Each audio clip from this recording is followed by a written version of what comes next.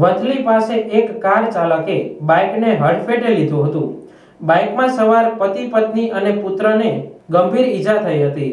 અકસ્માત કરી કાર ચાલક કાર મૂકી ફરાર થયો હતો.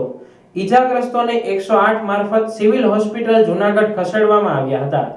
માળિયાહાટીના તાલુકાના ઝડકા ગામના દાઉદભાઈ પોતાના પરિવાર સાથે જૂનાગઢ જતા હતા ત્યારે વંથલી નજીક અજાણ્યા કાર ચાલકે હડફેટે લીધા હતા.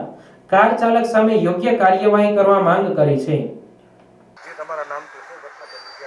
આ ઘટના એવું બન્યું સાહેબ કે હું વયો જતો મારા પટ્ટામાં સફેદ પટ્ટાને દબાવીને સાવ ખાલી સાઈડમાં 2 વ્હીલમાં જતો હતો. હું મારા ઘરના ને મારો છોકરો પાછળ સૂતો હતો.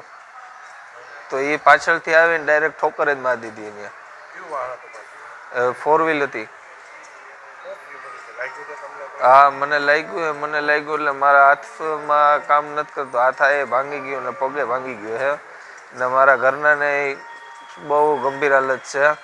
માથામાં લાગી ગયો એને હેમરેજ થઈ ગયા એને ને મારા છોકરાને માથામાં લાગ્યું અને એને વાસે સીટી સ્કેન ને બધું કરાવવાનું કીધું છે. એટલે એ અત્યારે 2 મહિના ને અત્યારે એ બોલી નથી શકતો મારો છોકરો. આ ફરિયાદ પોલીસ સ્ટેશનમાં કરી દીધી મેં. આપણી માંગ છે કે 4 વ્હીલ વાળો આપણી ન્યાય આપવું જોઈએ.